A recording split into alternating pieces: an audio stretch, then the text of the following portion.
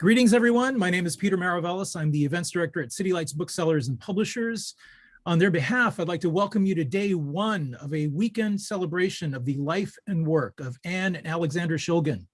This event is being presented by City Lights in conjunction with Transform Press and Synergetic Press as we inaugurate the release of a new book titled The Nature of Drugs, History, Pharmacology, and Social Impact, Volume 1.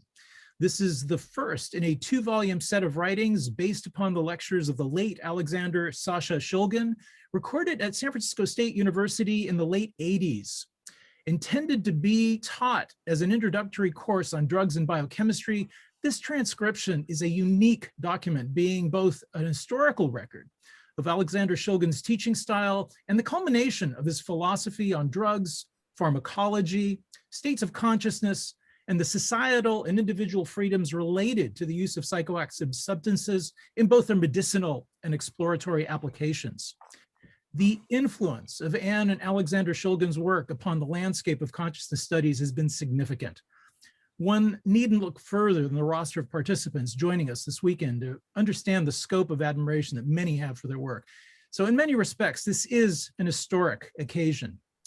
The moment has come for a wider recognition of this kind of research. At City Lights, we feel that events like this one and the release of The Nature of Drugs, as well as the efforts of many of you attending today, will help in developing a national dialogue that explores, without prejudice, the many benefits of utilizing psychoactive substances in a variety of applications.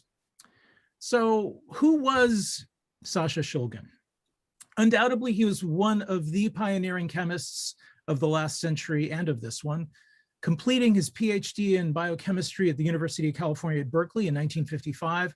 By 1966, he had set up a home-based laboratory in his ranch at Lafayette, California, where he synthesized more than 200 novel psychoactive compounds. Together with his wife and co-researcher Anne Shulgin, he tested the majority of these substances that were synthesized upon themselves, making the Shulgins some of the foremost and really boldest explorers of the frontiers of neurochemistry. Sasha Shulgin passed away in 2014, but his legacy lives on. We hope this weekend to be able to broaden the appreciation of the Shulgins' work with our numerous panel discussions exploring the many aspects of their research and its promise for the future. A special thanks goes out to our many co-sponsors of this event. They are organizations that are at the forefront of pharmacological advocacy and research. We are grateful to them for their participation. Before I mention them, I would like to let a few people in. I noticed that there's quite a few people in the waiting room. Our co-sponsors include the Beckley Foundation, California Institute of Integral Studies, Chacruna Institute for Psychedelic Plant Medicines, the Arrowwood Center, Fireside Project, Lucid News, McKenna Academy, the Multidisciplinary Association for Psychedelic Studies, MAPS, also Ozo Video Conferencing, the Psychedelic Sangha, Psychedelic Society of San Francisco, the Psychedelic Society of the UK, Psychedelic Seminars, Psychedelics Today, and the Usona Institute. This event is also being sponsored by the City Lights Foundation, carrying on the legacy of our founder, the late Lawrence Ferlinghetti, by encouraging deep literacy and critical thinking through our various programs and publications. So as we begin, I would like to acknowledge that this event is being broadcast from the site of the ancestral homelands of the Muwekma Ohlone peoples. On the peninsula where I stand, 8 different dialects of their language were once spoken. It is with respect to those who came before us that I would like to begin our weekend event and offer a moment of silence to stand in recognition of the place that we occupy.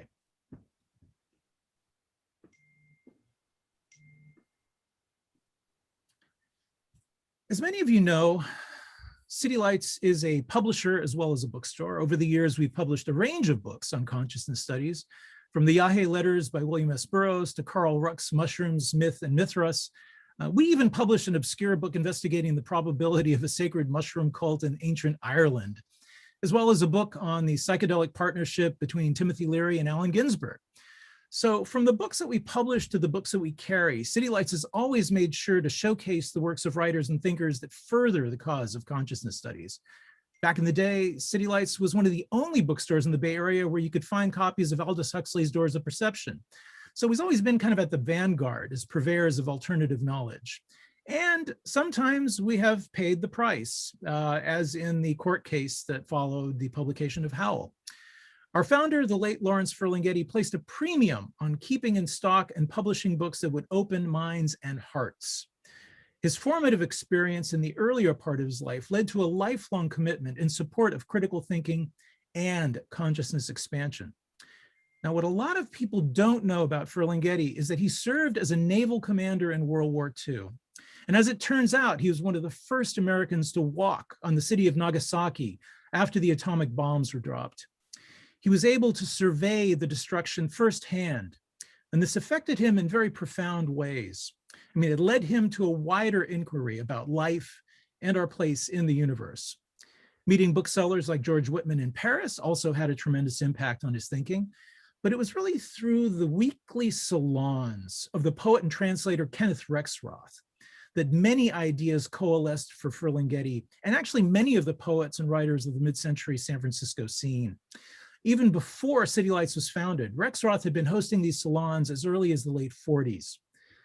They were held in a tiny apartment in San Francisco's Lower Haight District and were frequented by many who would later become the cultural movers and shakers of the San Francisco Bay Area. This became a kind of an alembic for the discussion of alternative ideas. The subjects explored included politics, philosophy, literature, sociology, and perennial philosophy and spiritual traditions from around the world. The introduction of Zen, yoga, and meditation were made to the likes of such poets as the writers Philip Lamantia, Michael McClure, Gary Snyder, Madeline Gleason, who was the founder of the San Francisco Poetry Center at San Francisco State University, and many others. Lamantia and McClure went on to widely experiment with psychoactive substances, and this was to have a huge influence upon their work. By the time City Lights came into being and the Beat Generation writers began to emerge, there had already been a great deal of deliberation about the value and use of psychoactives. The culture which later emerged in the 60s owes much to these early discussions. The community of writers, poets, musicians, artists, and philosophers that congregated around the store all helped contribute to this greater dialogue. From its beginnings, City Lights has attempted to help foster and protect such a discourse. It is with great pleasure that we can continue this grand tradition with this weekend symposium. Over the years, we had a keen appreciation of the Shulgin's work. We've been aware when they come through the store together at different times, sometimes attending our events. We always wanted to host them, but for some reason, we never quite got the opportunity when Sasha was still alive. So we're hoping to make up for it. We'd like this to be City Lights' formal acknowledgement of our appreciation of their contributions to the study of consciousness. It is a great honor for us to help bring together such an amazing community of people and researchers. For this, we feel a deep gratitude. This weekend could not have happened without the collective efforts of a great many. It would be difficult to list them all here. As the saying goes, there's always kind of a greater mountain standing in the distance, but first and foremost, a huge debt goes out to Transform Press and Synergetic Press. They are a joint publisher in this wonderful new book we are celebrating. I'd like to pay our respects to Anne Shulgin and Wendy Tucker, who are here with us today, for carrying on the legacy of Sasha's work and just, upholding this amazing, vast repository of information. Also, a huge thank you is due to Deborah Parrish-Snyder, the co-owner and publisher of Synergetic Press.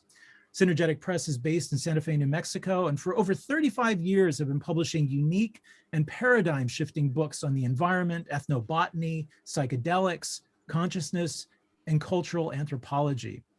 Their collaboration with Transform Press is an excellent example of the wonderful kinds of projects they've been engaging with. And City Lights is honored to be working with them once again, as we've collaborated on numerous events in the past, including people like Ralph Metzner, Dieter Hagenbach, did a wonderful event on Albert Hoffman, and much more. So we're happy to be in their orbit once again. A special thanks goes out also to Sandy Balin, to Doug Rail, Jasmine Virda, all at Synergetic.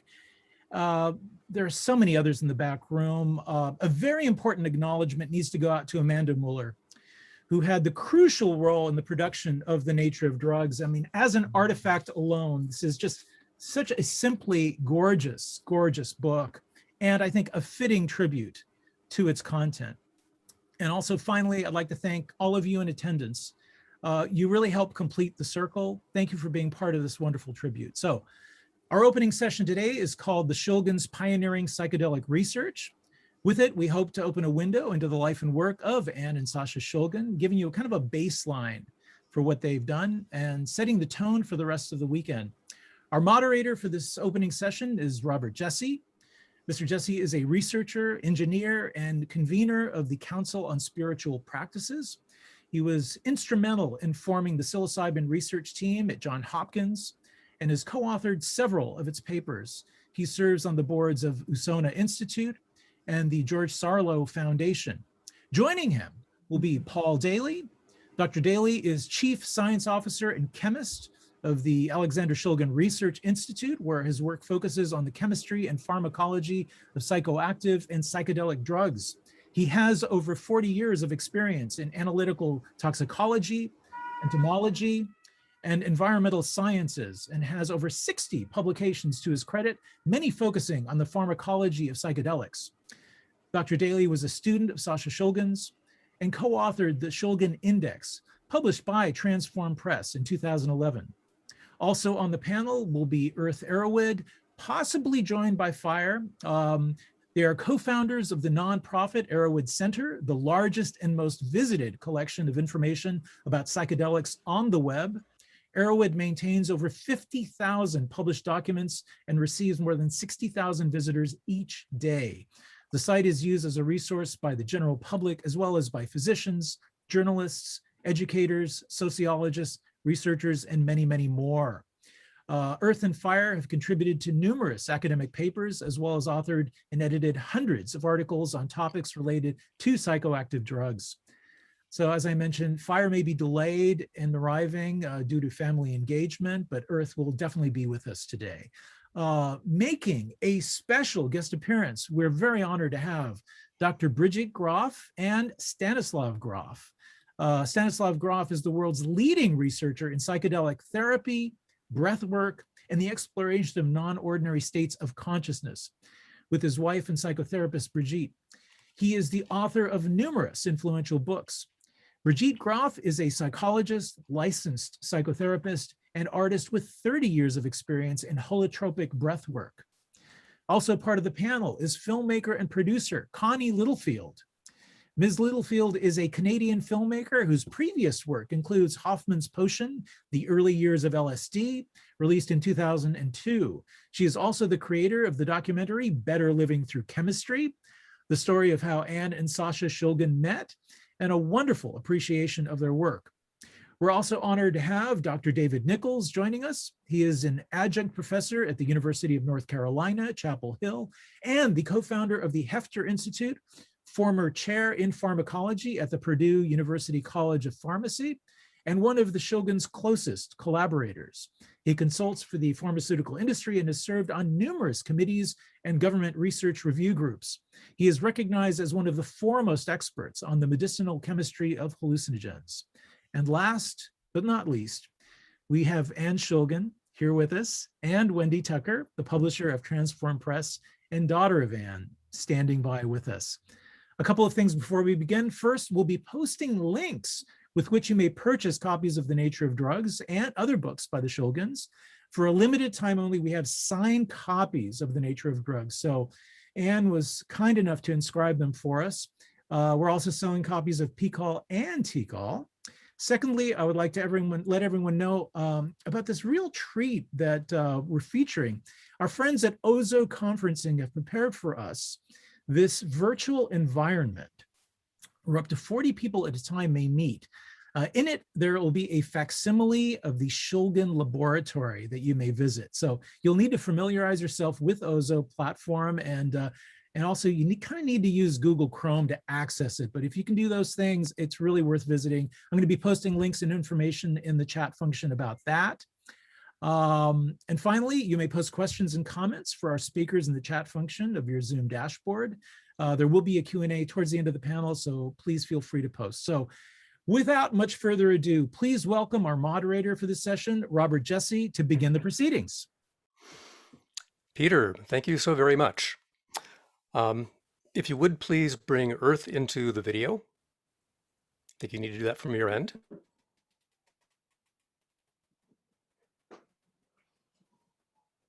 Just a moment, we're almost there.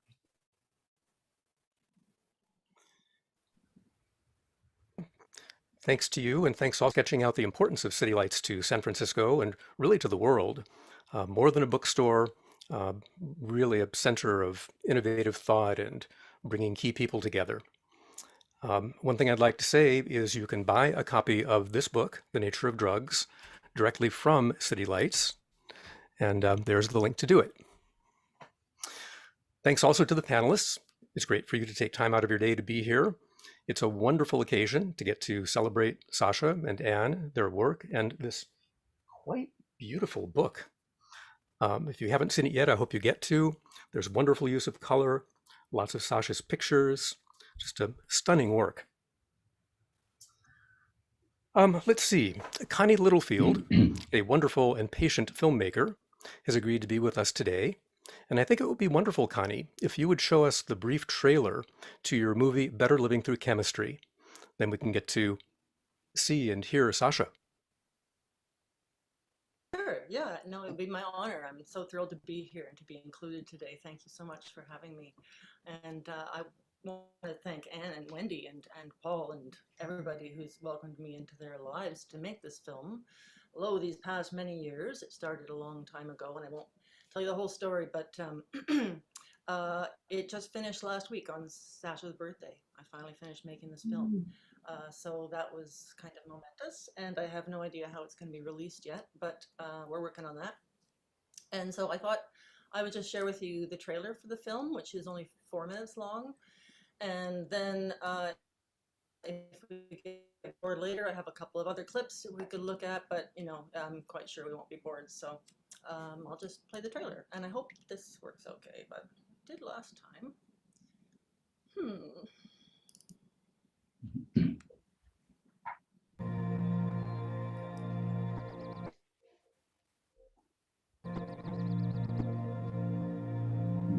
I'm Anne Shulgin. I'm presently the widow of Sasha Shulgin, who needs no introduction. My name is Alexander Shulgin, although I go by the nickname of Sasha. My specialty areas are primarily in chemistry, as I have a knack of putting molecules together in the laboratory, and pharmacology, primarily because of my interest in what these molecules do.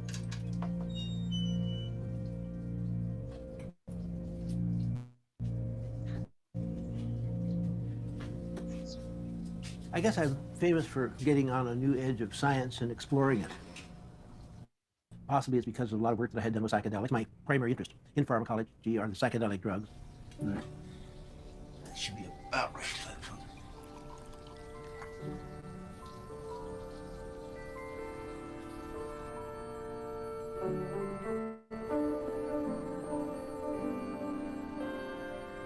So we were totally different people. Our chemistry was completely different, which was great for research into psychedelic drugs because we reacted in totally different ways.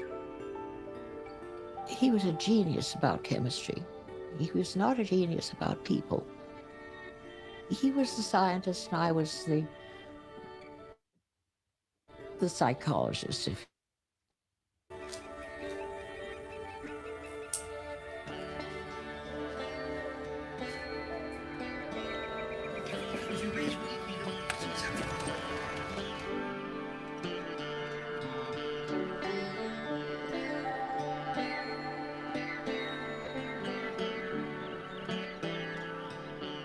That very first taste, the very first amount you take, has an extraordinary feeling of excitement, an extraordinary feeling of fear, coupled into the same phenomenon. It's a marvelous combination.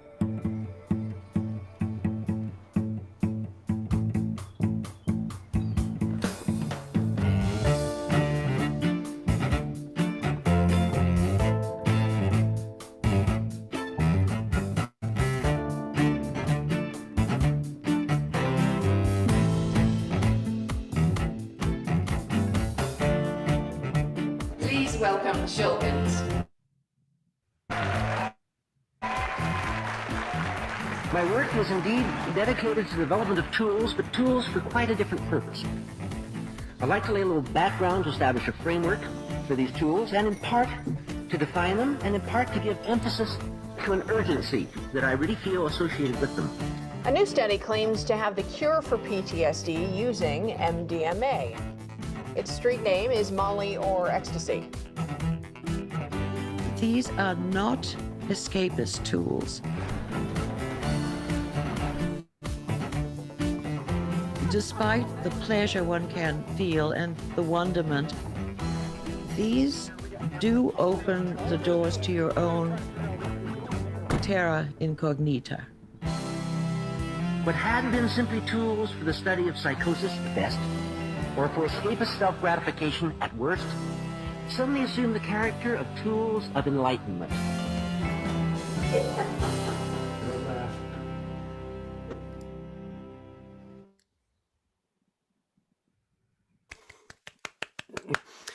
Thank you so much, Connie.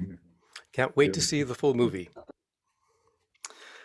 I can't wait to show it to Let's you. see. We are honored today to have Brigitte and Stan Groff with us.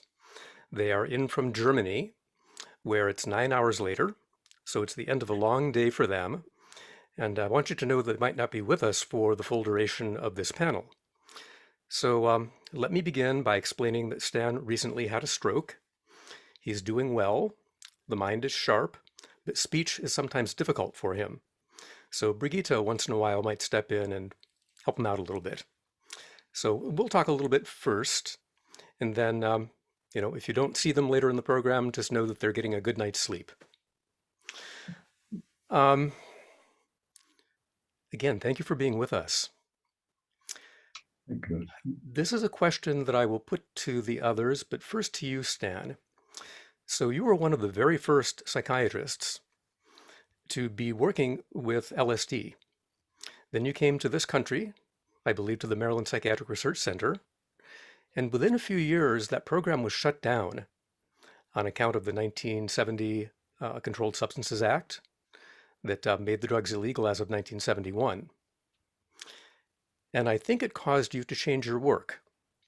I wonder if you could describe for us what that time felt like when the government was shutting down research and shutting down clinical practice. Well, it was amazing, because obviously psychiatry has the best thing that had ever happened to psychedelics, and they just let it go for no dobry reasons. So what I did, with Christina, we created holotropic breathwork. This meant from in many ways similar to psychedelics, and so it was great that many people all over the world could have experiences and spiritual experiences through this holotropic experience. Then I also was very much in connection with not directly with Sasha, but through Ralph and through Leo, that was very close friends. And actually from Leo, I got one of the first MDMA. And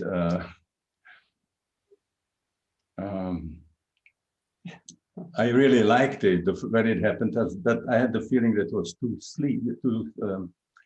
weak, so I wanted to get more. And we actually got up to 350. Which I would have never done, but one of the most powerful experiences. Actually, it was apocalypse, full apocalypse. Apocalypse, yeah. And it was a very, very powerful experience. And then I also went very much through, particularly through Ralph, but also personally with quite a few people who were at that time using MDMA. And we knew that it was something that was helping people, a lot of marriages, a lot of also at the time PSD, PTSD. yeah. So it was known. And so what happened, the fact that this was a terrible time that for 40 years we couldn't get any psychedelics officially. We also still had the possibility,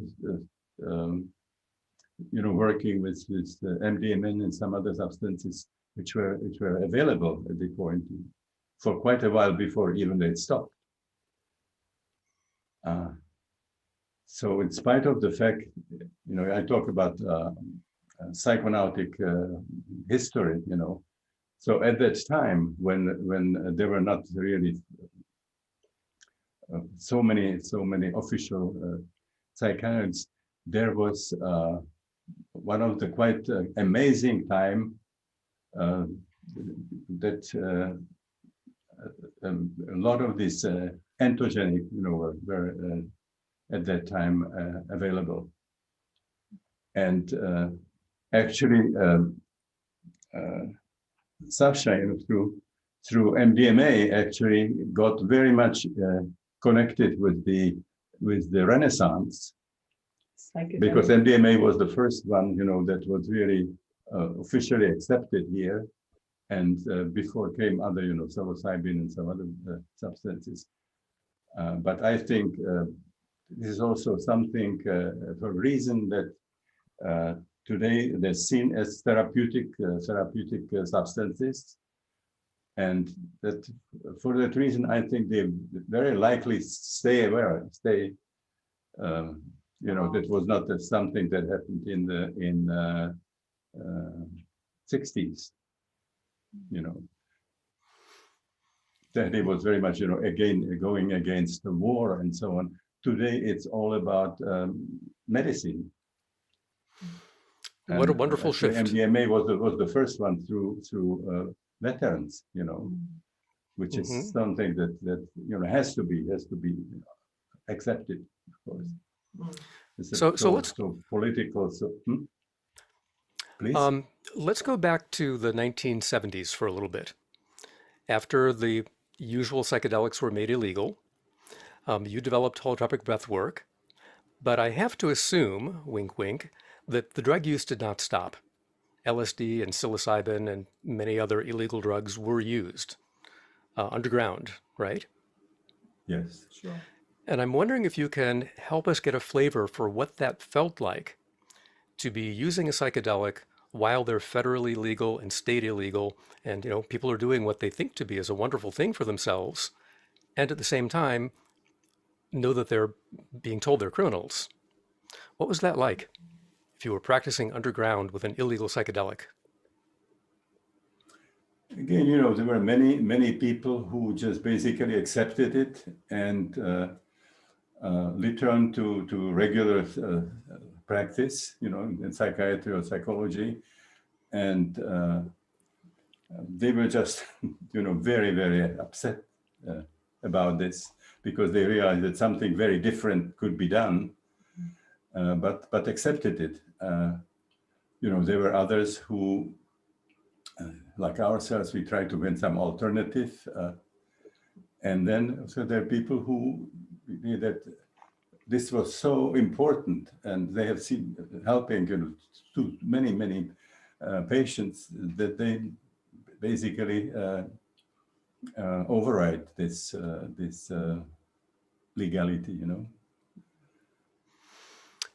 Yeah, there was Brigitte. also in between was the time where there were some before some of the new substances were still available before they were stopped, and there were all kinds of loopholes, for a while.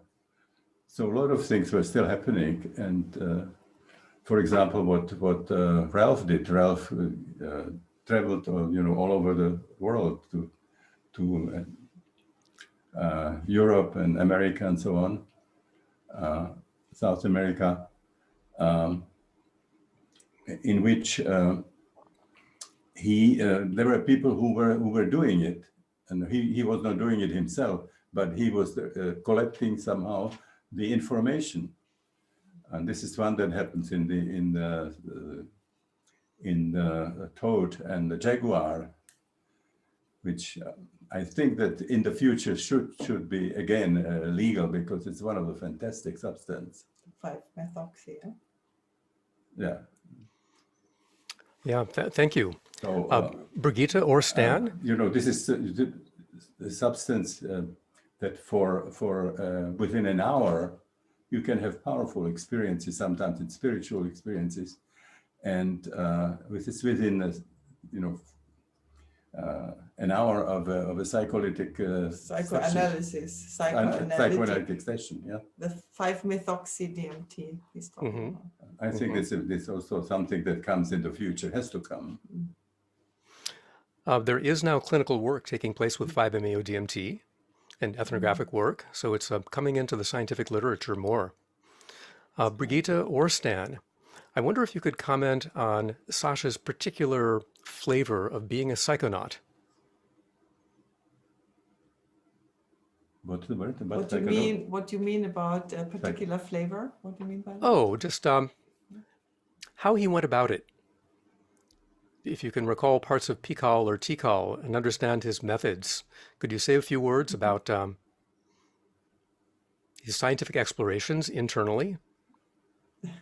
It's the amazing projects that happened was incredible. Sasha and Anne and the group of people who were willing to participate, taking a chances in a way, but obviously was something very reasonably done, and amazing things came out of it.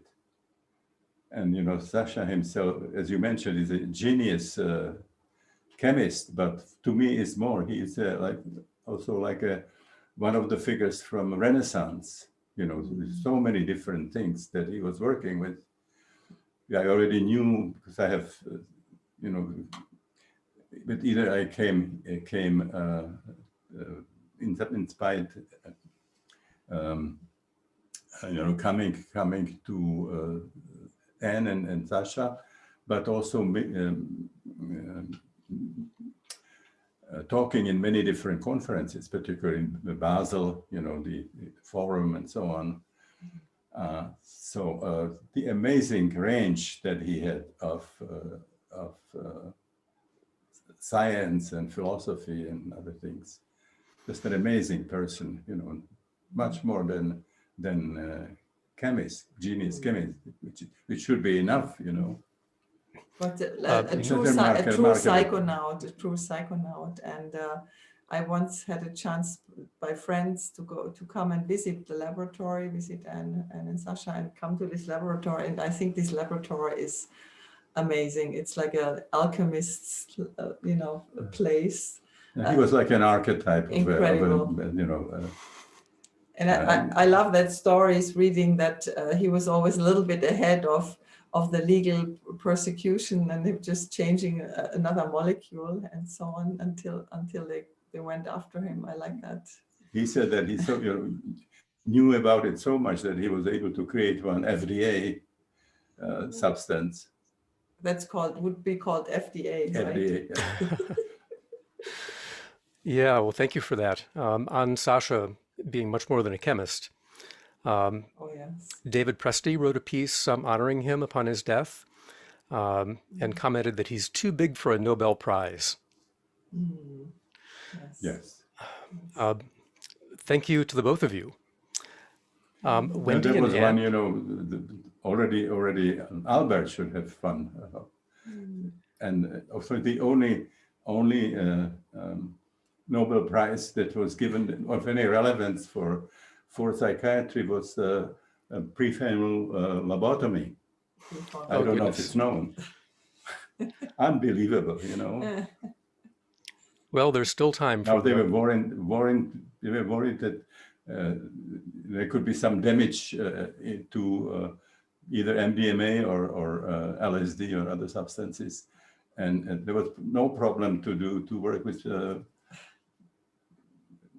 the Frontal. you know, the original one, when the scapular could through the table and basically lose one half of the lobe, and then they refined it, you know, this going under the orbit. Anyway, but that was, you know, some psychiatry. Mm. Well, so what you're telling us is that there's room for a much more fitting Nobel Prize in psychiatry. Well, we are very glad that with the psychedelic renaissance, there's much more space and appreciation for these fantastic people and contributions and findings for humanity. So this is a great time that these things are coming back into our lives, and Yeah. it's great. I'm just sorry to see you guys. I'm sorry that I have not been able to go to California for now since last year, February, you know. We're working on it. Because of my age Of the COVID. and the COVID, you know, stuff like that. Well, we hope to see you soon. Thank you for the a lot comments. of things are happening. Yeah. Thank you. Wendy and Anne, I'm curious to understand what the late 1970s through the 1980s and the late 1980s felt like for you, Anne and Sasha, when the psychedelics were made illegal, greatly stigmatized, and some people decided to continue working with them anyhow. How did it feel to be possibly an outlaw? Well, we just went ahead with our research group and knew that what we were doing had to be done with great caution. And we certainly were not the only people doing that. The illegality of it had to be accepted, but it did make us cautious on the phone. We didn't discuss certain things on the phone. We always assumed our phone was tapped. But our research group was strong, and of course that is the reason that we decided to write the books, is because that was the only way of making sure that all the knowledge would not be lost. So we'll go back to that in a moment, the writing of the book and publishing of the book. Do you recall, in the context of Friday night dinners, little sidebar, Sasha and Anne for many years hosted Wednesday night and Friday night dinners, which were a breath of fresh air for people interested in psychedelics. People would come from far and wide. If you were visiting Northern California and you could get yourself invited or find out the place, there would frequently be honored guests coming in and old friends coming in. And I think it was a regular occurrence at Friday night dinners for somebody, I think Anne, usually you, to call everyone's attention for a moment and issue a warning. Do you remember what you used to say? Remember, the general gist of it was to remember to be cautious and not use the phone carelessly, and to not tell people outside of our group about Friday night dinners. It was you may remember it better than I do. And I remember too, there was always the warning of using anything at the Friday night dinner, because there was that time where the seizure laws were pretty strong. So if somebody was using something there at the house, or property could be taken. So it was a very serious time. Really, it was scary for people.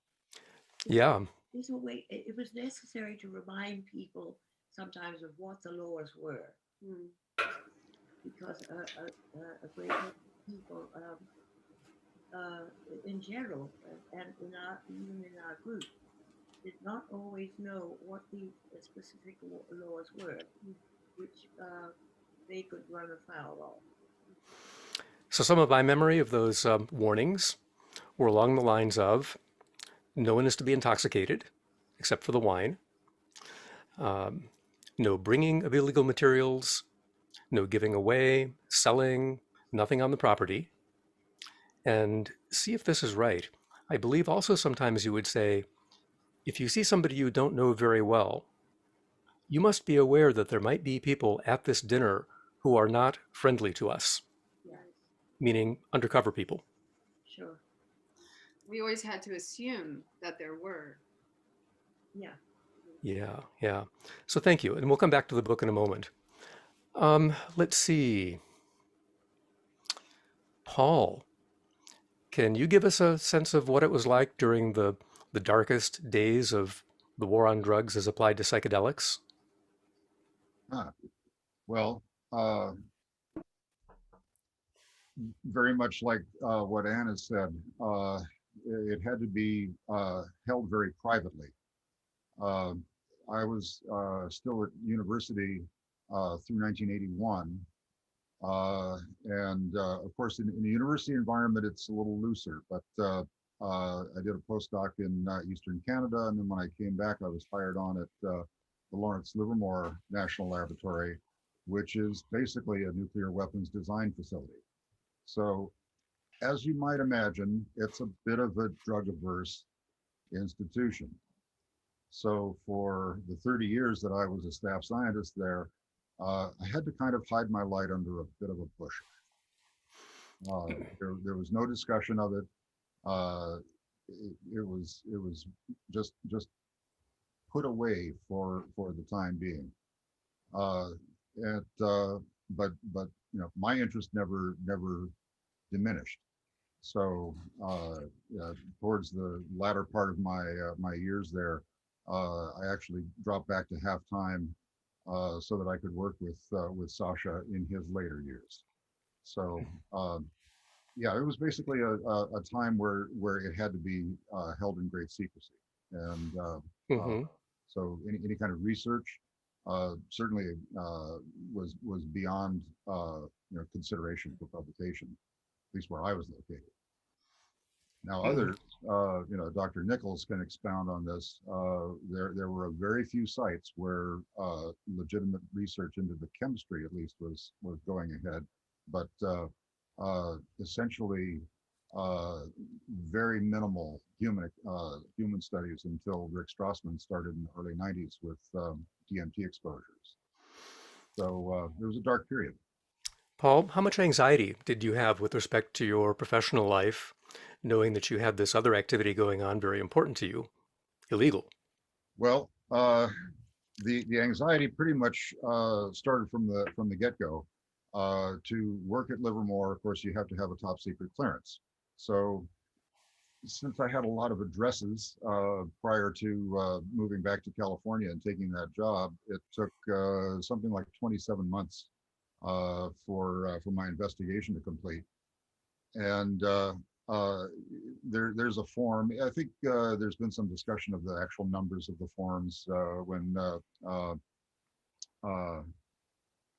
Mr. Trump's son-in-law tried to get a security clearance. There was some dust up about what he forgot to put on the forms. But in any event, in my case, going through these, there was a slot, are you a user of illegal drugs? So I thought about that and I put down no. And following the period where my background was being investigated, I got a call that I had to go for an interview. So went up to a federal building in Oakland and sat down with an interviewer and a stenographer.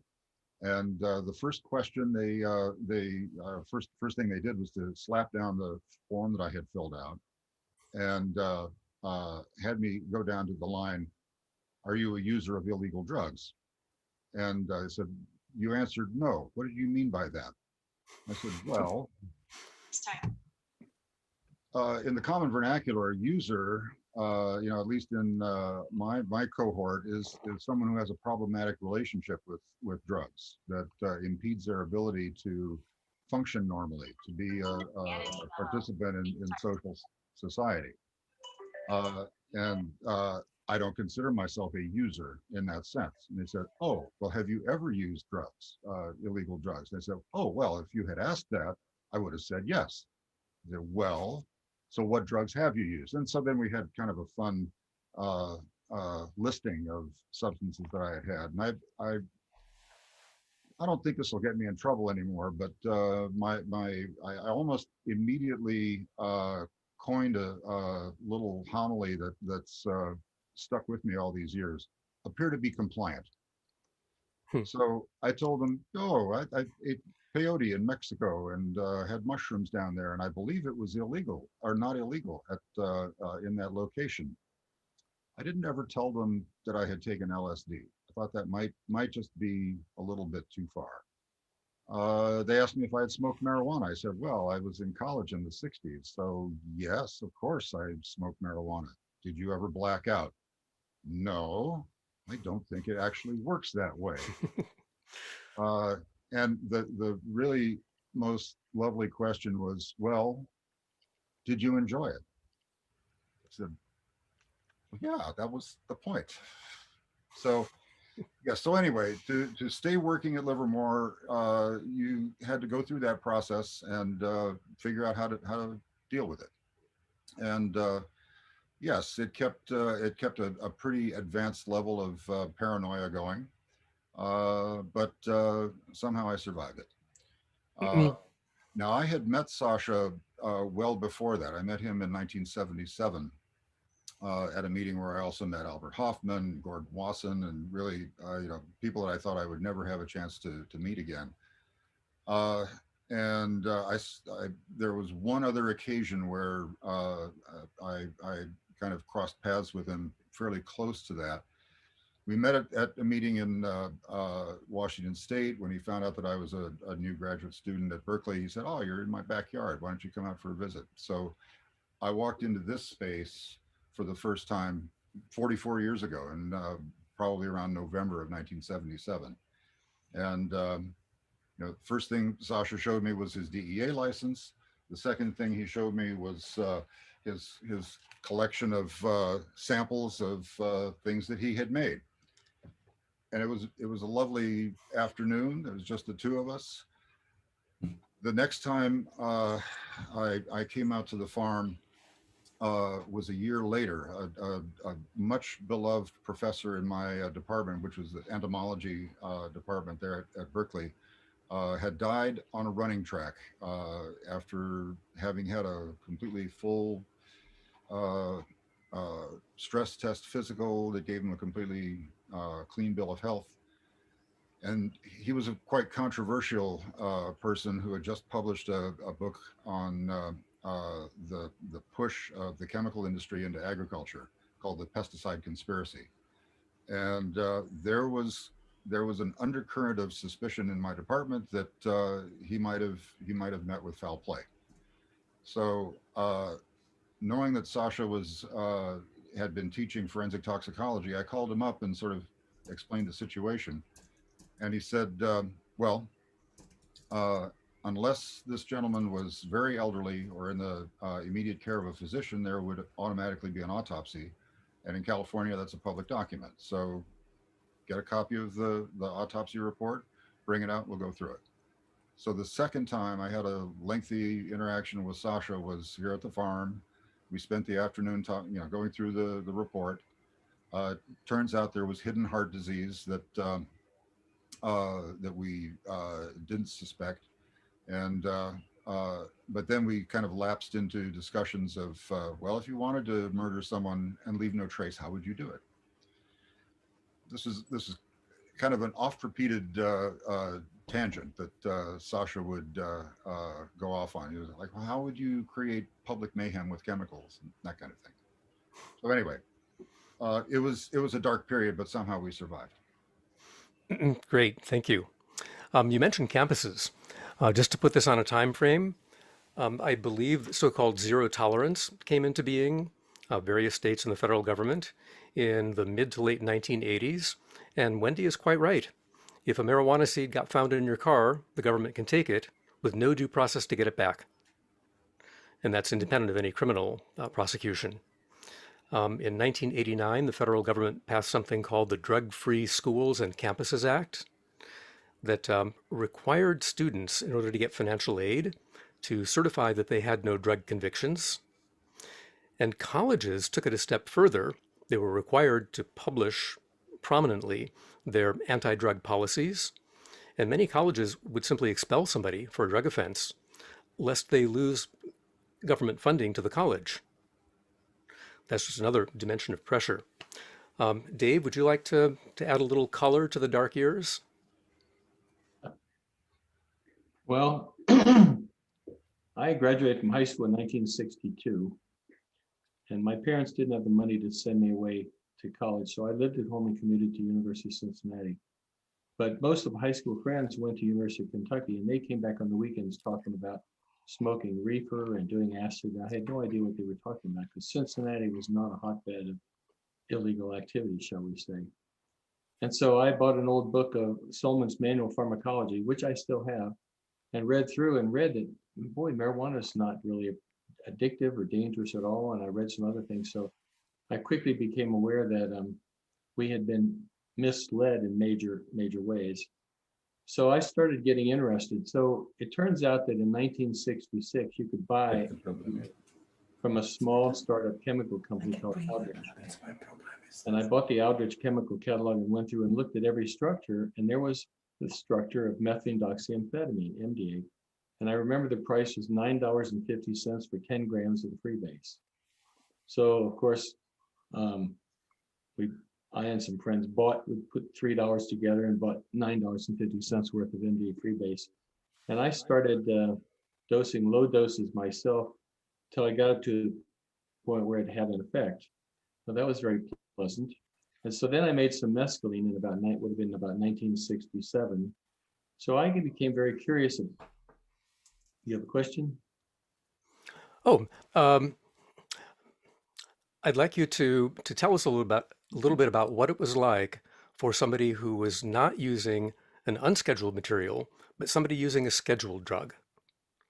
How did that impact you professionally? How did people stay safe? What was the zeitgeist around illegal drug use? Well, until 1970, when by then I started graduate school, my undergraduate years, it wasn't really a problem. There was the LSD at University of Kentucky, they were convinced that the Russians were giving it to college students and corrupting their morals and that sort of thing. But we didn't hear much in Cincinnati about this at all. Cincinnati was really a conservative place. So when I went to graduate school, I started in 1969, I had read pretty much all the literature that was out there about psychedelics. And Sasha had published a seminal paper in 1969 about a summary of all of his previous work. So I just thought I would do research on these. As an academic, I didn't see a real problem. When I went to graduate school in 1969, in 1970, where the Controlled Substance Act was passed. And so that changed. I thought I would do research on psychedelics as a career. And then when the 1970 CSA was passed, I thought, well, that's not going to happen. But I thought, at least I'll have fun in graduate school. So in Iowa City, where I went to graduate school, there was a lot of drug use, marijuana use, etc. Iowa City was a very liberal place. And Leona Durham was the editor of the Daily Iowan, and she was an avowed Marxist. And so Iowa City was a pretty liberal place, and we weren't too concerned about the drug laws. Ironically, when I was a graduate student, I made samples of a lot of psychedelics. We call them psychotomimetics then. And it was funny because when I wanted to use ethanol as a solvent for a reaction, I had to get a special little card signed by my major professor, my mentor, certifying that the alcohol was going to be used for legitimate research. And I'd go down and get a couple pints of absolute ethyl alcohol.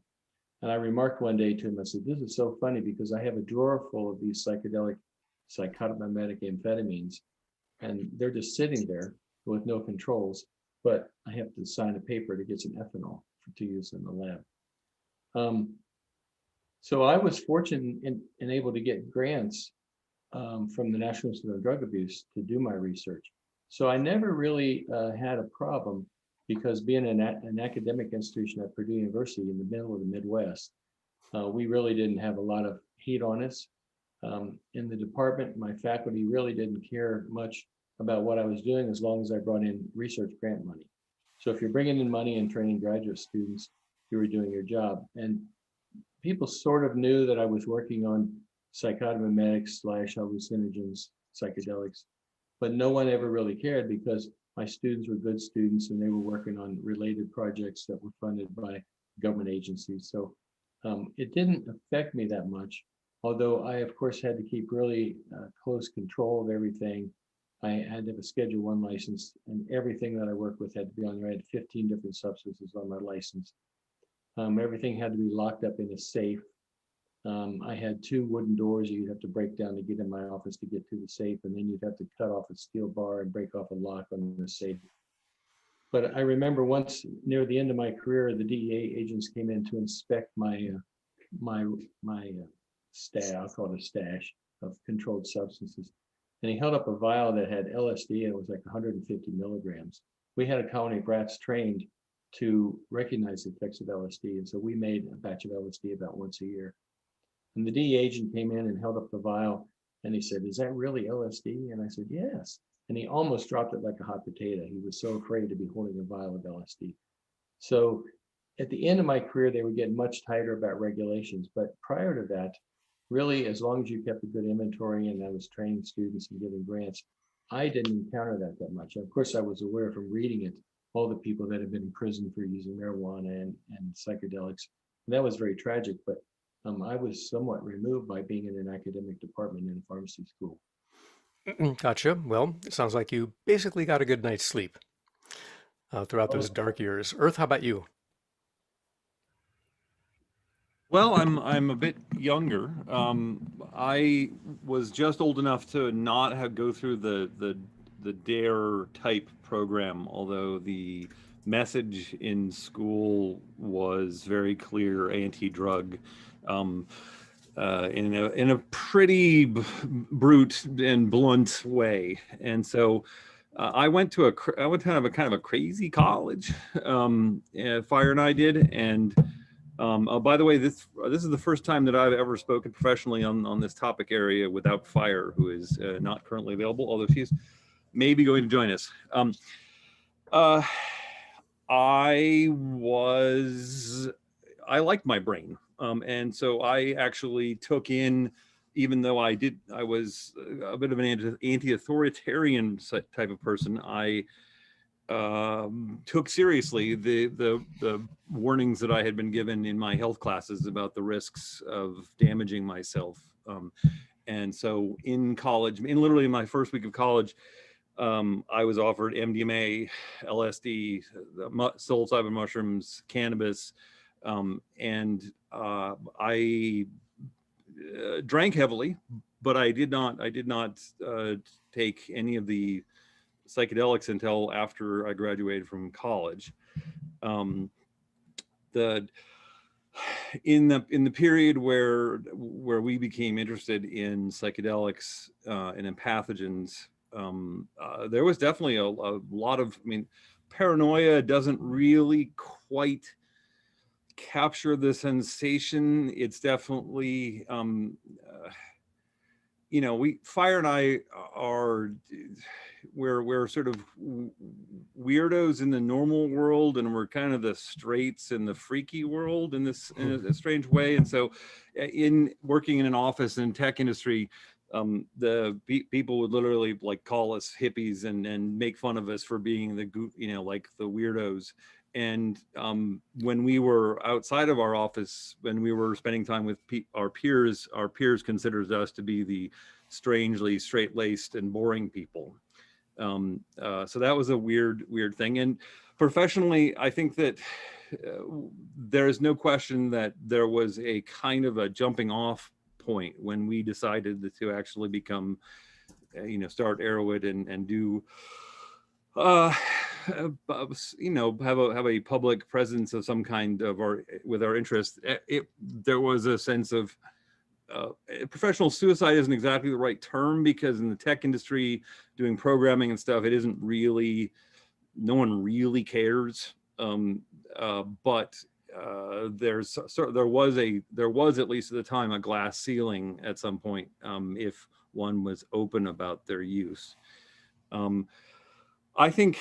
mean, one of the things that I think that maybe goes to your question, when we started Arrowwood,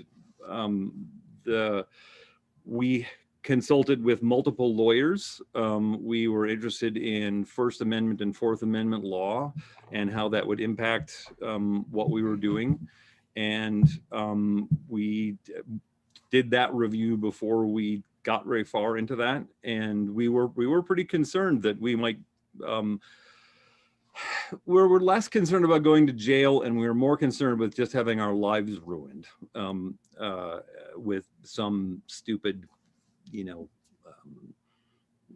irritating the wrong police person and having them, get us kicked out of our rental apartment or house or whatever. So I guess I'd say that the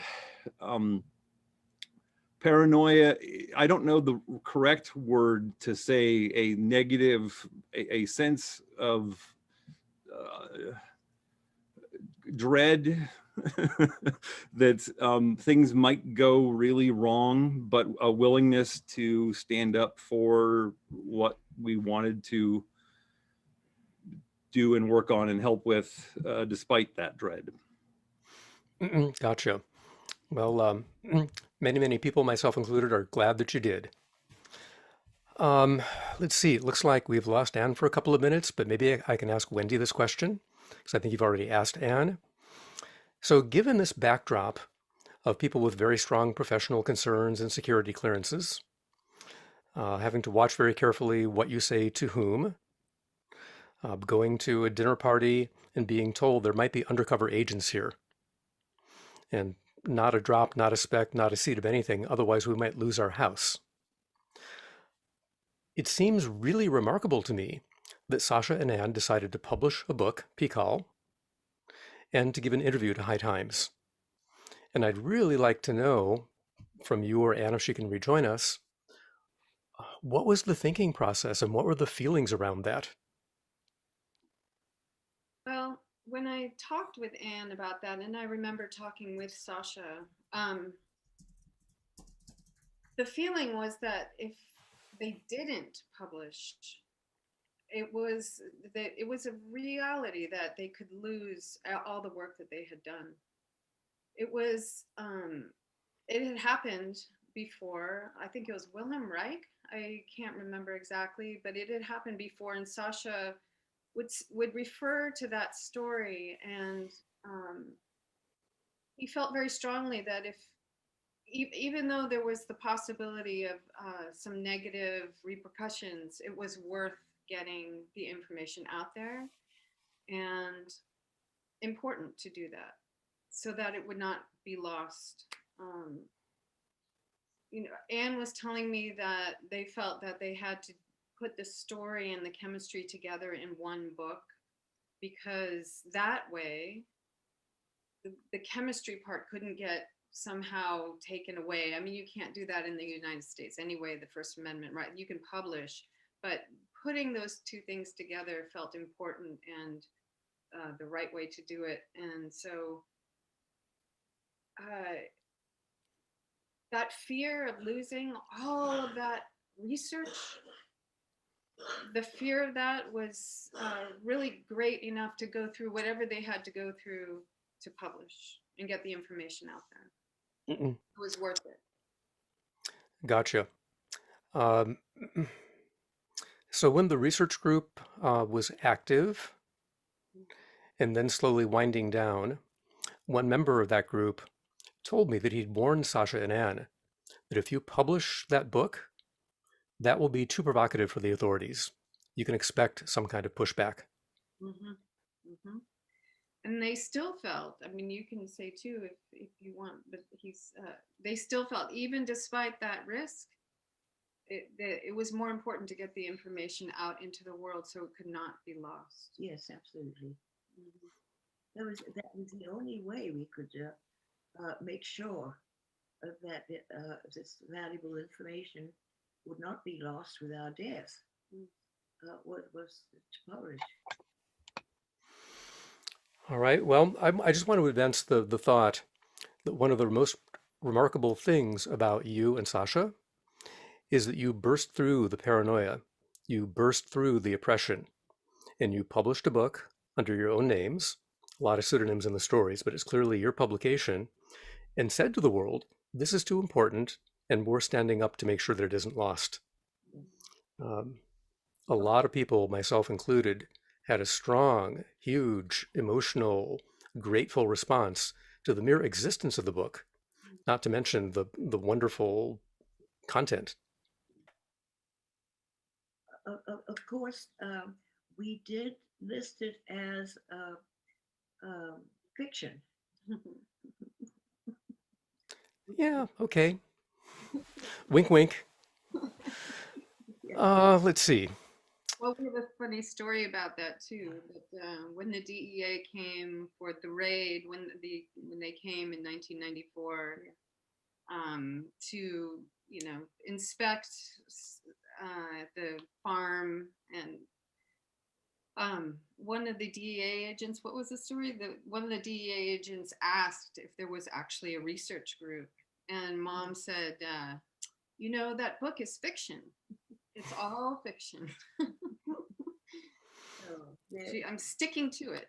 There is no research group, and he did not believe me, and I knew that he did not believe me, but he could not say anything else because there is a constitutional protection of published work, and he had to drop it because the government could not be seen as prosecuting a book. There is no Fight Club. Let's see.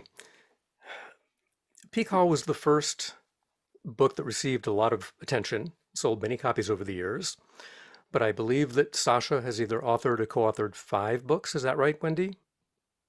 Tikal, the simple plant isoquinolines.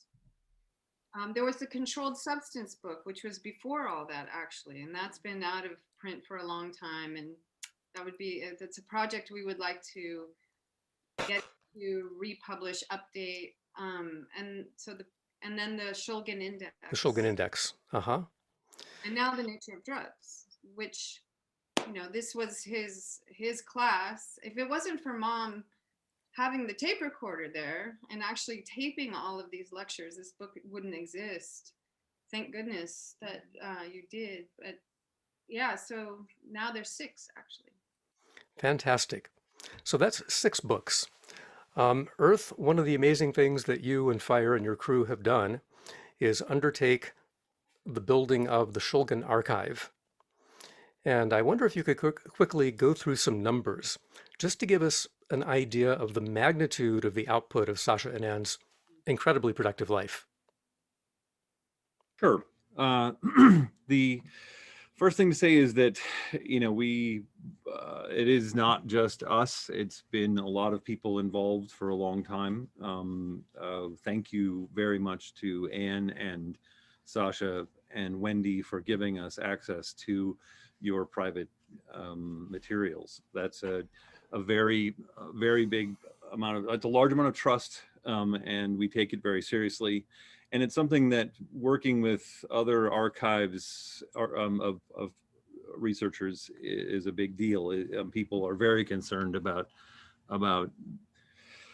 real world damage that can happen, and just the strangeness of having the minutia. But we so far have scanned over 150,000 documents.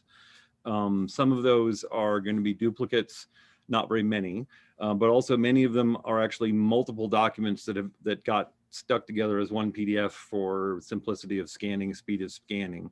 And about 40,000 photos, and we're expecting probably another 10 to 20,000 documents maybe. So we're up over 200,000 what we call documents. And the scanning portion of it is almost complete. The photos are not done yet. There's a whole that's a multi-step thing that's going on. But the paper documents are almost all scanned. And we actually began in the first week of March 2021, we began doing what we call metadata work, which is taking each document and making a database row for, the date, the type of document, maybe the title of the document, if it's a letter, it's a from and to author, that kind of stuff. How much redaction is necessary, how private, so the people who are doing that are people who are very trusted. And the first pass is fairly privacy sensitive. There's, definitely stuff that should not be shared publicly for some decades or personal, again, Anne and Sasha have been extremely generous. And so, we have access to their old checkbooks and stuff that there's no reason why anyone would ever see. But someone has to figure out that they don't need to be scanned and don't need to go public. Just an amazing project. And I'm struck by the magnitude of the output that Sasha and Anne have given the world. Let's turn now to the chemistry for a little bit. I promise we won't stay in this very long because most of the audience is not going to be that technical, but it would seem important and interesting to hear from Dave and Paul what you regard as Sasha's most important contributions as a chemist. Dave? Well, first of all the science around these psychedelics really exist in the context of, if you have an animal model, which we were forced to use, and you test the drug in the animal model and it has a certain type of activity, does that have any significance? Because Sasha was pretty loath to use animal models. He said, they don't tell you much. But when you have all those compounds in P-Cal and T-Cal, and you do an assay, there are linear plots now showing, activity in a rat model versus Sasha's human activity. So the human activity for most of these compounds that researchers are interested in only exist in P-Cal or T-Cal because there haven't been any clinical studies. I mean, we know mescaline and psilocybin and LSD, but when you talk about 2CB or 2CI or 2CT7, things like that, those human data only exist in P-Cal and T-Cal. So if you do an animal study and you want to find out, is there some relationship between activity and structure activity relationships, your correlations are with the data from P-Cal and T-Cal. So as an overarching significance, I would say having a human database where you can do correlation for your scientific studies has been profoundly important. There would be no way for me to have done any research at all without Sasha's human data. And of course, I started before P-Cal came out, but what's the point of making LSD analogs if you don't know what the activity is, or making mescaline analogs if you don't know what human activity is? The rat just doesn't tell you enough. The mice don't tell you enough. So as an overarching importance, it really created a database for other scientists who are working in academia who really need something to correlate their models with. So DOI has been widely used. That was a compound Sasha made first. There have been some analogs a number of analogs have been used for animal studies, mouse head twitch, etc. Mouse head twitch is widely used now because it's simple and cheap. But without the human data to correlate with, you wouldn't have any clue. What does it mean when a mouse twitches its head? So I would say that's probably the most important. And then, of course, some of the tools that have been used, like DOI, has been used widely as a pharmacological tool. Would you give an example of one instance of correlating animal data with human data? Well, we use drug discrimination, which is training rats to press one of two levers in response to a training drug. So mescaline analogs, we made a number of mescaline analogs that had never been tested before. And we sent samples to Sasha, he resynthesized them and then reported human activity. So then it gave significance to our rat studies. Okay, the rats respond as if giving, mescaline or LSD. What does that mean? Well, Sasha had tested those compounds, and so we knew what it meant. So really, it was a way to correlate your structure activity relationship data. A lot of his tools, now there's a lot of interest in psychedelics treating depression. Well, DOI was first shown years ago, a couple of decades ago, to stimulate the growth of synapses and dendrites in the brain, which has been related to depression. So that's been used as a tool. So DOI has been used as a tool, for example. So those are the kinds of things that have been most important, I think. Great, thank you. Paul, what would you say about Sasha's contributions as a chemist?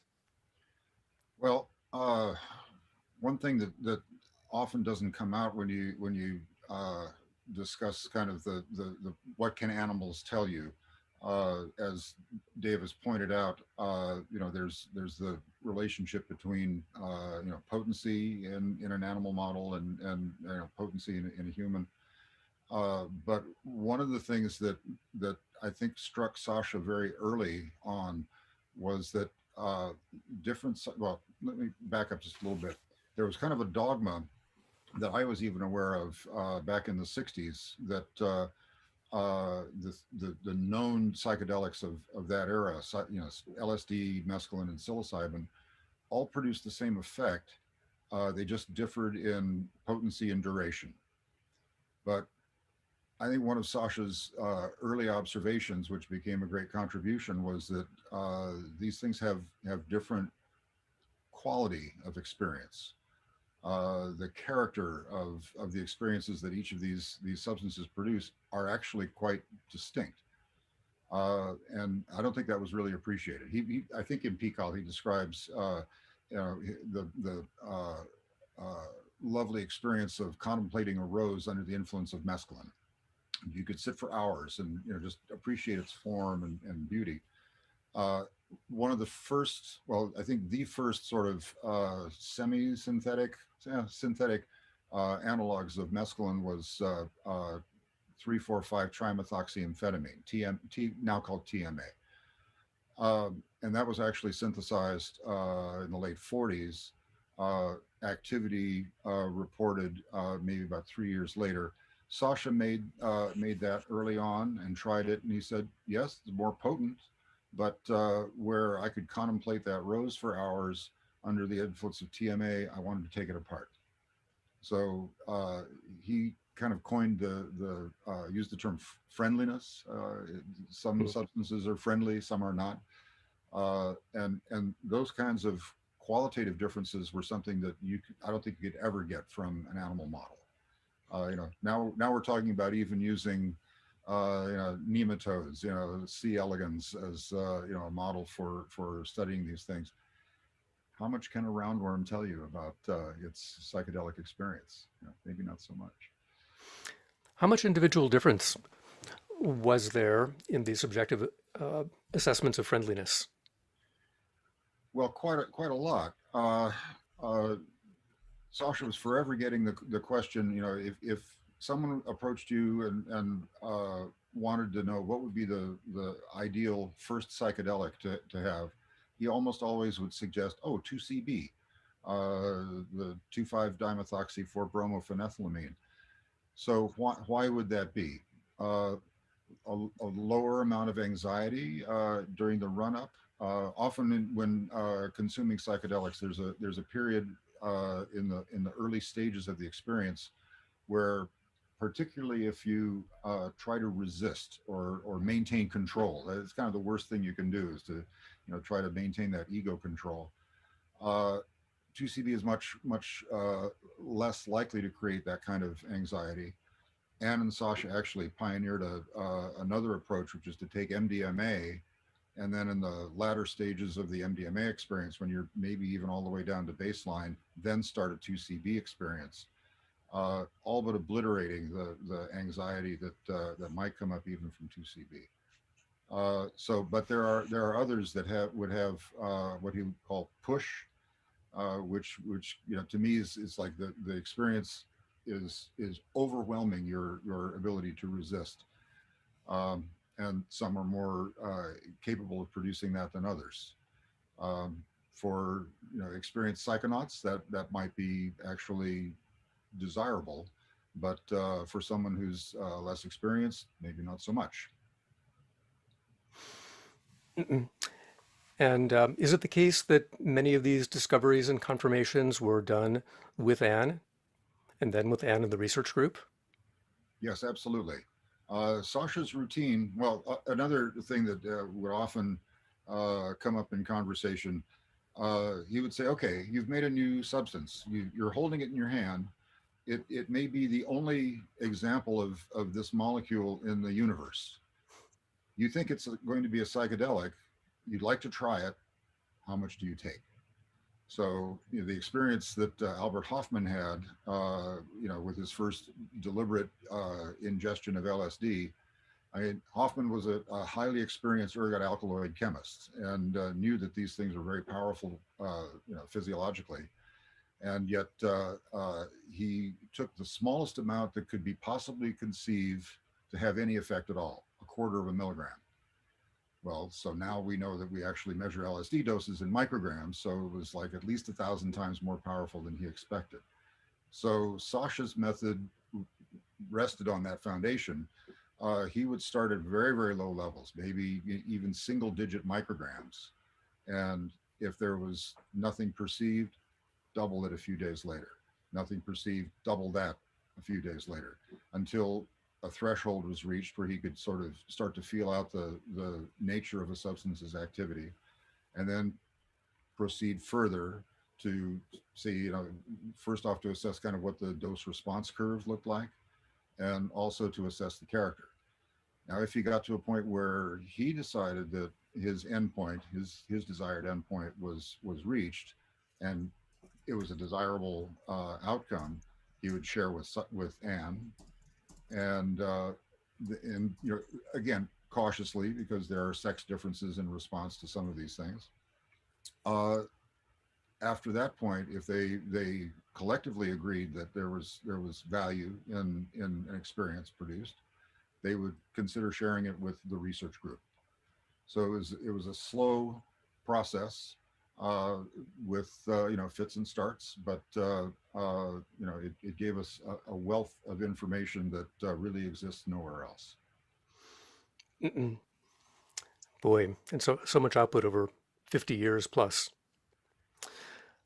Let's turn to the impact of Sasha and Anne, not so much on the world of chemistry, but on the psychedelic world, and maybe the world of psychotherapy. Connie, I'm curious about your experience with Sasha and Anne because it has been spread out over so much time. What was it like for you to be in their presence? And what did you see in other people who were in their presence? I think it evolved a lot over the 19 years that I spent in their company, although there was a large gap in the middle. I started making this film in 2002. And we filmed, I don't know, for 2 or 3 years. We would travel to California and hang out with the Shulgins and the Stolaroffs. And then we went to Basel in 2006, and we all had a wonderful time in Basel. And then I kind of had to put the project aside and move on because I was unable to find any industry support for it. So I moved on, and I came back to the story later, and I ran into Anne Wendy at Psychedelic Science in 2017. And Anne said, well, it's time for you to finish your Shulgin film, which, obviously was true. And it had been, weighing on my conscience for quite some time at that point. So I finished it over the last 4 years, and it's become a very different film. It's about something completely different, I think. Like when I first got involved with the story, it was very much from a more of a sort of current affairs perspective, and this is what these people did to develop the drugs. Isn't it kind of crazy? Look at them. They invent these things and they take them, and it's like a epic. It's an epic story when you look at it like that, right? But over time, I think when I've come back to it now, it's kind of more about the everyday and about the love that you don't maybe notice at first, but becomes so clear, the love that Anne and Sasha had for each other and for their community and their families, and how, it wasn't just about Sasha's inventions or Anne's therapy or all of that stuff put together, but it was also about the community that they built in those parties and the role that parties played in building our community. And then also just being a role model and showing us what it looks like to grow old gracefully and in love. And and live happily ever after, I think, a little bit. So yeah, I'm not a chemist, but I found an awful lot of value in the story. Yeah, So thank you. would it be appropriate for me to show the clip of Anne talking about MDMA therapy at this point? That'd be great, please. I think I need to be enabled to do screen sharing by somebody. Peter, if you can take care of enabling screen sharing for Connie, please. And, Oh, here we go. oh, good. Thank you.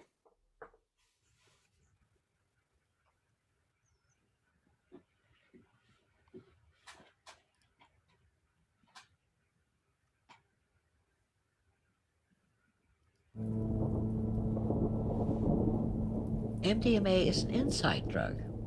That is its major function, is insight. Insight without self-hatred. It allows you to really love yourself and to appreciate, what you are at your best, and to look at your dark side without blame and without hate. And until you trust your therapist, you can't allow yourself to be totally vulnerable. Taking MDMA cuts through that and allows you to bond with the therapist. Each patient is a universe, and a total universe.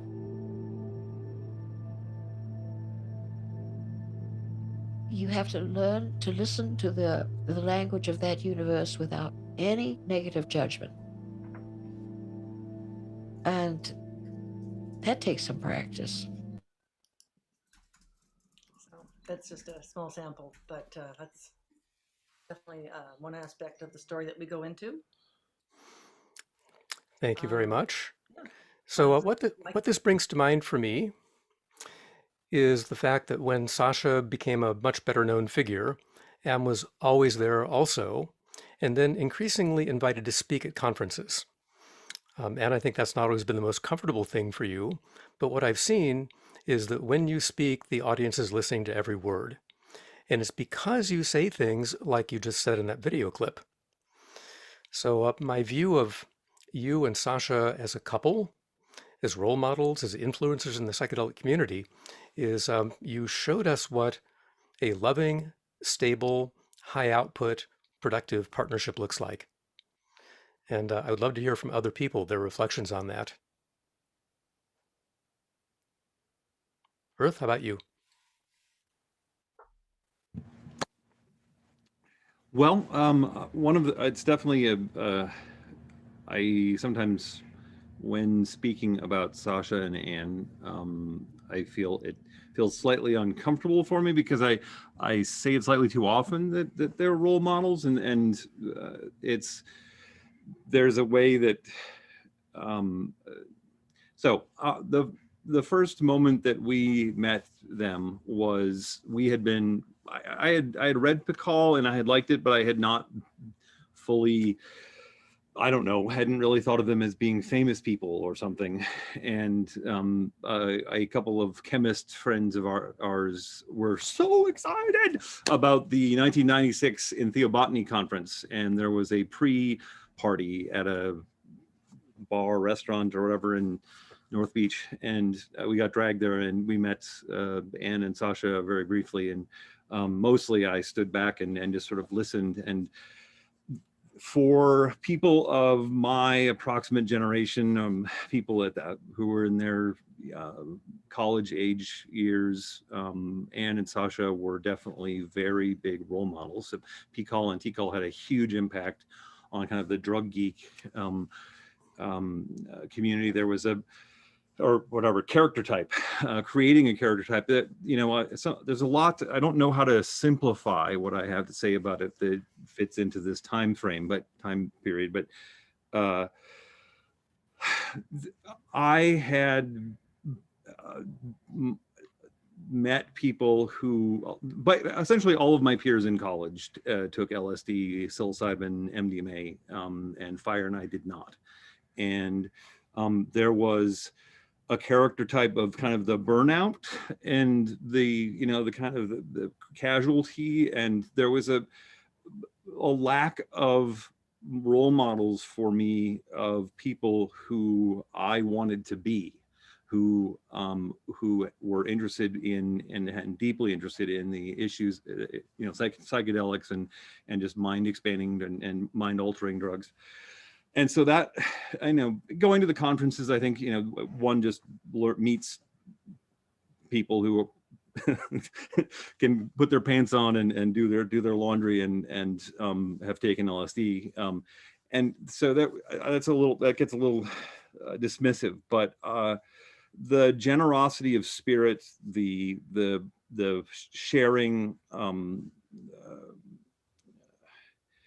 the ability of Sasha in a group to be able to focus on people asking what essentially, I mean, after I've known them for years and we traveled with or beside them to conferences, and hearing him answer the same question for the 4,000th time, he was able to focus on that person, answer them, and he would go off in a slightly different way, sometimes, many times, make it interesting to him, but it was very much a role model for us, and it was nice. Fire and I have been a couple for a very long time, and it was nice to have a couple as role models for us. I don't know how long you want me to go in on this, but it's an area that I could talk about for a while. The Fire is unlikely. I've been chatting with her in another window. She is not likely to be able to join us using this software, but the story that she likes to tell was that at a later conference, Fire took a copy of Pikal and went to Sasha and asked him to sign it, and he said, "Well, I will sign it if you go over and you have Anne sign it first."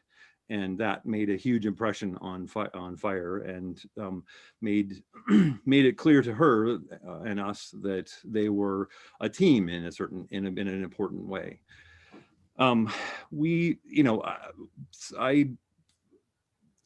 don't know that it's such a strange position to be in, to be kind of a geek celebrity, a technical celebrity and this was a strange little field. Now I guess the current time is kind of a gold rush and expansion. It's a little hard to think of it as a small field anymore, but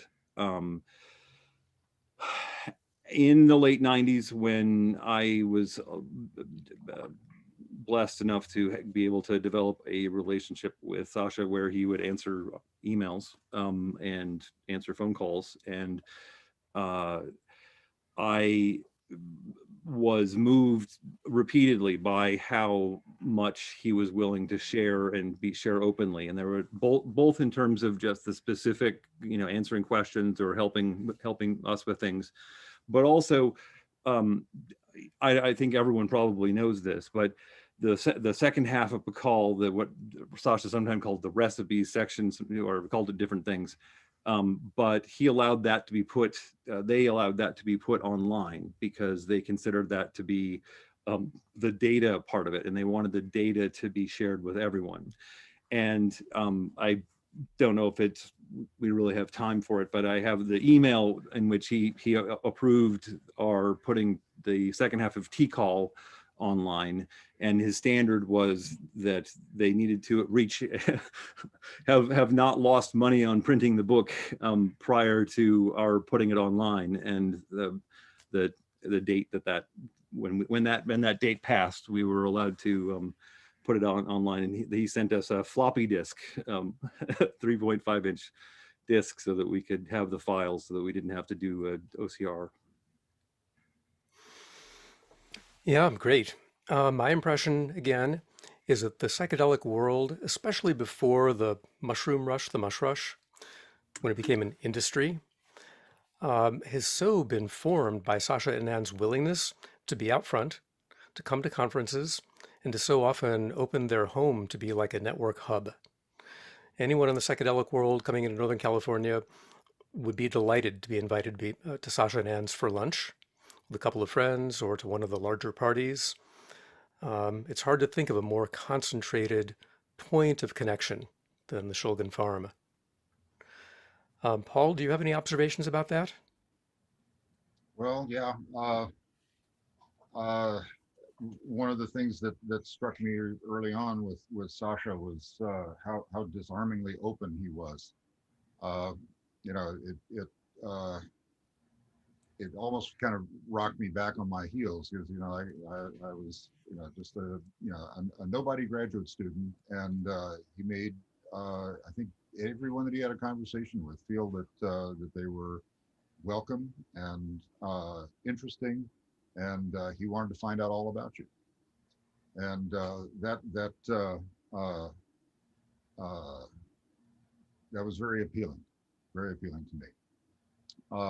In the late 90s, I had one relationship that was kind of coming apart at the seams, and I didn't feel like I could reach out to my family to discuss the situation or any of my friends. I thought, I don't know if he's even going to remember who I am, but I called up Sasha, and he provided some wonderful guidance, invited me and my family to, come to the farm. It's Easter. You'll meet some people. It took me a while, and that relationship eventually closed down and resolved. But in being welcomed to the farm, I found all of a sudden that I had a community that welcomed me. And for someone working in a weapons design facility where social relationships were thin at best, it was really a breath of fresh air and kind of breathed life into me that I had thought I had lost. So yeah, it was very impressive to me, and I think it's guided my relationship with my wife now. And in fact, Sasha married us there at the farm on 7707. And it was a lovely event, and Sasha and Ann certainly are a model for Nancy. Yeah, thank you. I'm glad you brought up Sasha and Anne's role as confidants. I have some experience of that myself. In the early years of the Johns Hopkins team, before the first paper was published, we didn't really tell anyone what we were doing. We thought there was still a chance that the research could be shut down. And, over the course of several years, there's lots of ups and downs in any research project, awaiting approvals, funding, looking for the right staff, and not all days were good days. And I remember if I needed a shoulder to cry on or some good advice, Sasha and Ann were the trusted confidants that I could go to, trust them to not spill the beans, and to be heard and given some wisdom and encouragement. Dave, I'm curious, what can you add to the phenomenon of Sasha and Ann as leaders in the field? Yeah, let me go back actually to before Sasha met Ann. I met Sasha in the summer of 1970 when he gave a seminar at the University of Iowa. And I wrote him a letter because I didn't know him. He was the only one in the field that was doing this work. And I said, can I write to you? I was a graduate student. Is it okay if I write to you? Because he was kind of a big figure. This is from his August 24th reply to me. Dear Mr. Nichols, thank you for your kind letter of August 11. I'm sure that I have no idea if it's proper or considerate for a graduate student to correspond in addition and extenso to his mentor. But I assure you that I am not in any way swayed by conventions and proprieties. I'm exclusively interested in scientific information and appreciate any correspondence that will allow me to give and take in the area of new ideas and observations. So from the very beginning, it was like he was completely open, writes me, and I have 2.5 boxes of letters like this with correspondence from Sasha over the years.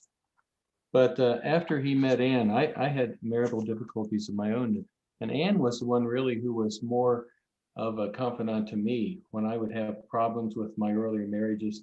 Ann was the one who would send me information, she would add something on to the end of the letters with Sasha. I would write to Sasha and say, I'm going through a bad time. And he would say something, and then she would add all this stuff on the end, which was by kind of a surrogate mother type thing.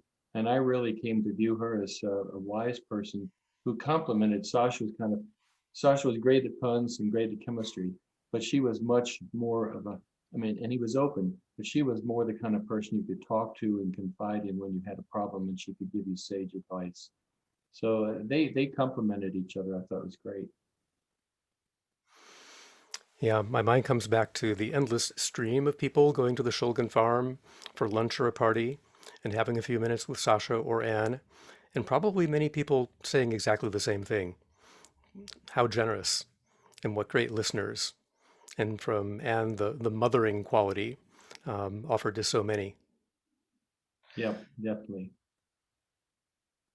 I wonder what you all think of the explosion in the psychedelic field, which as of a year and a half ago began being called the psychedelics industry.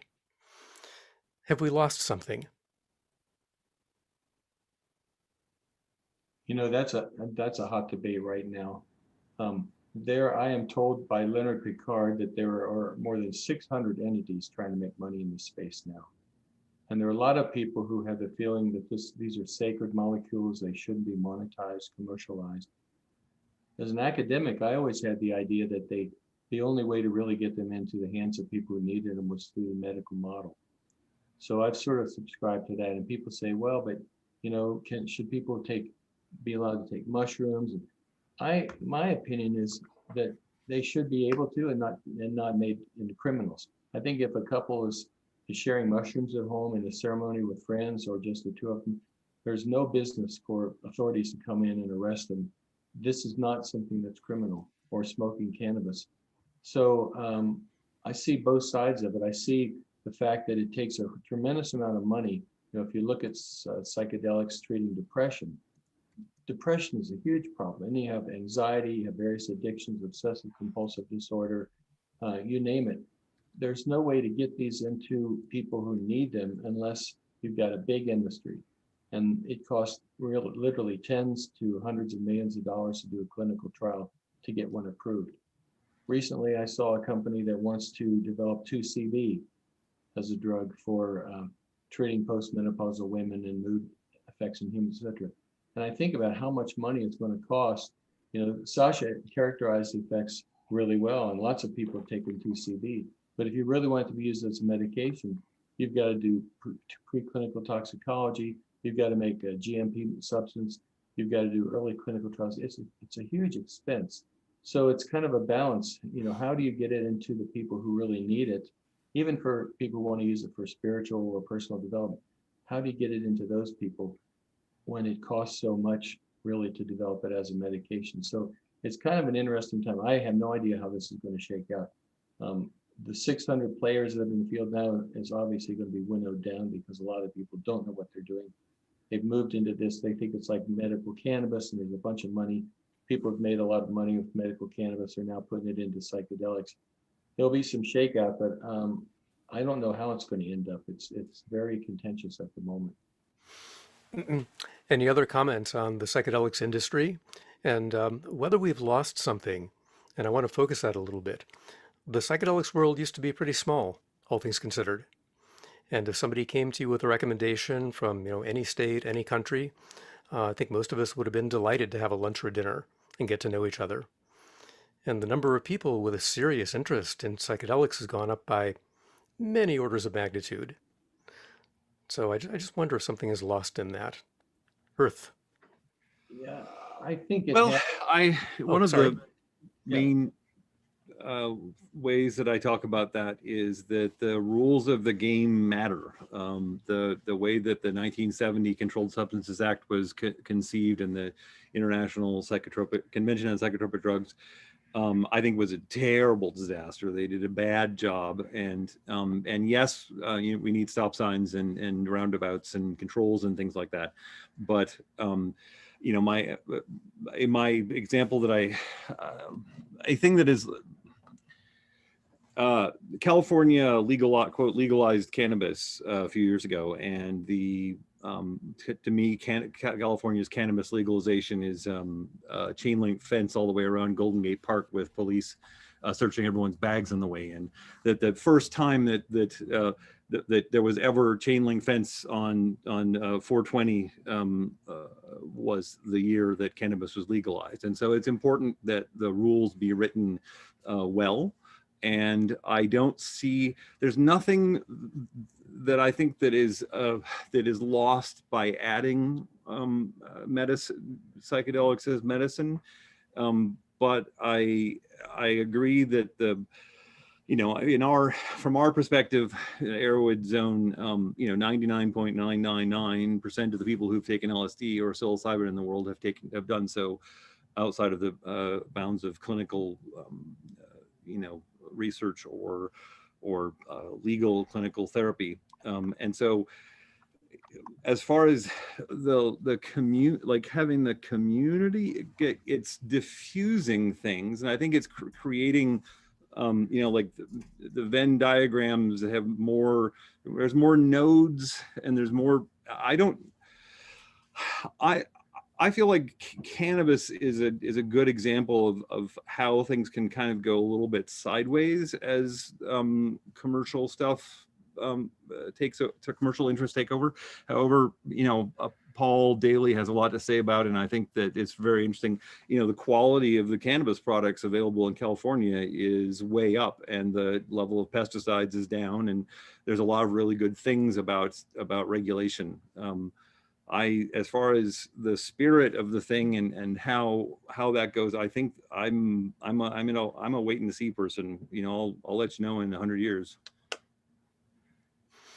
I would have to agree. It's very difficult to peer into the future and see where all this is going. But certainly, if your main interest is in keeping people from harming themselves, it would be well to put the brakes on distribution of substances that are potentially hazardous. A couple of years ago, there was a problem with a substance I think that came out of your lab, David, the bromo dragonfly. Yeah. Without going into too much detail, it's a substance that actually has toxic effects at levels that are comparable to doses of like 2CB, et cetera.